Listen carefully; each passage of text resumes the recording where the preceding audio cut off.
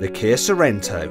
It's always been the bargain basement of large SUVs, and many happy buyers have loved it for this.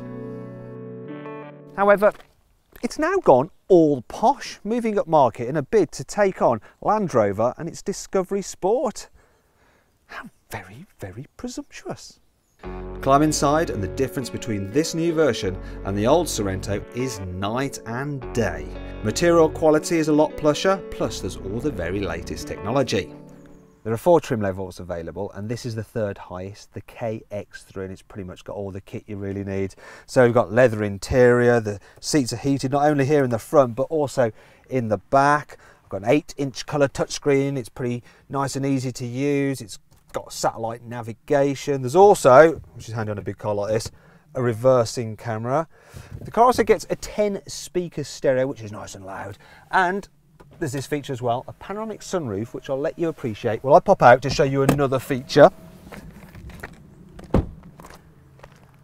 which is an electrically operated tailgate. You actually get that on all Sorentos, and all Sorentos now come with 7 seats as standard, and with the 7 seats in place you don't have much boot space, but it's still better than on rivals such as the Nissan X-Trail and Hyundai Santa Fe. And anyway, it's easy to fold down the rear seats. I mean, look at that, there we go, and then you've got a massive boot, and if you need to carry even more things, just pull these levers to fold down the middle row.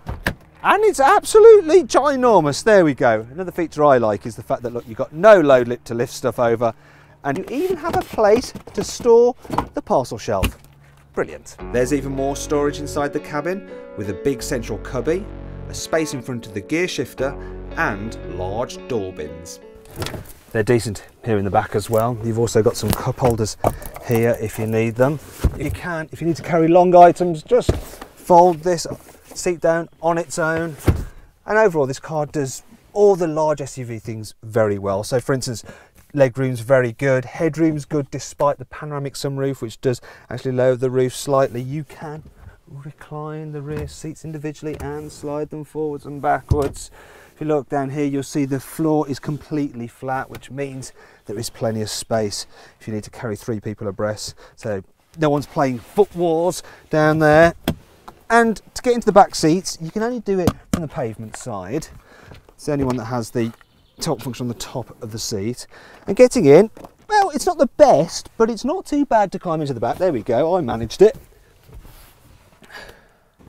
So I'll just pull this back to its original position, release these seats so you can see what's going on. And even though I had loads of knee room there, I've still got decent enough knee room here. My head is touching the roof, but it's not too bad. I'll be fine for shorter journeys, and kids will be fine for longer journeys. Also, they've got their own cup holders back here, cubby spaces, and controls for the fan. Also got that panoramic sunroof and decent sized rear windows, which do mean it's not too dark and dingy back here. And overall, this is a pretty spacious 7-seater SUV.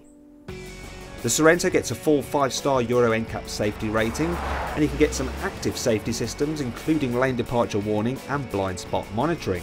So you can sit back and relax and appreciate how quiet this 4x4 is to travel in. So Kia has set this car up primarily with comfort in mind, so the suspension's nice and soft, and it does a great job of smothering speed, and so it's great for use in town, and then out of town you just glide along. But therein lies the problem.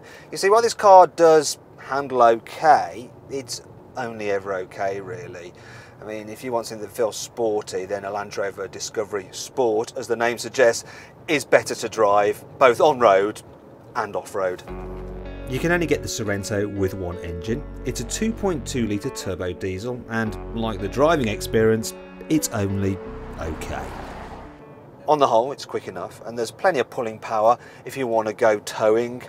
The only problem I have with this engine is that if you're in just too high a gear at too low a revs, if you put your foot down, nothing happens, so you have to suddenly change down, and then you realise that, well, everything else in this car is kind of soft and comfy. The gearbox is all hard and clunky, and yeah, it's not very nice. There is an automatic version, but it's 4 miles per gallon less economical. Speaking of which, Kia says this manual Sorento should average 46.3 mpg, but this car's trip computer is reading just 35.9. Then there's the price. You see, the Kia Sorento is now getting pretty close to what you'll pay for a premium SUV, and the way it feels to drive, yeah, not so much. Thankfully, the looks, the space, the equipment levels and the class-leading 7-year warranty most certainly match the more at market price.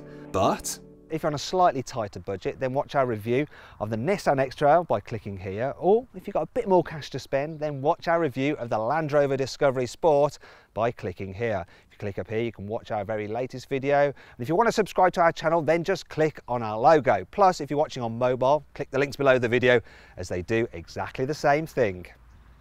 Actually, I forgot to show you this. Now, you know you can get those cars that if you wave your foot underneath the back bumper, the tailgate will automatically open. Well, with this car, you can get a system where you can just have the key in your pocket, it recognises you're waiting there, and then will automatically open. Now, I bet you're glad you didn't click out the video early, eh? Yeah,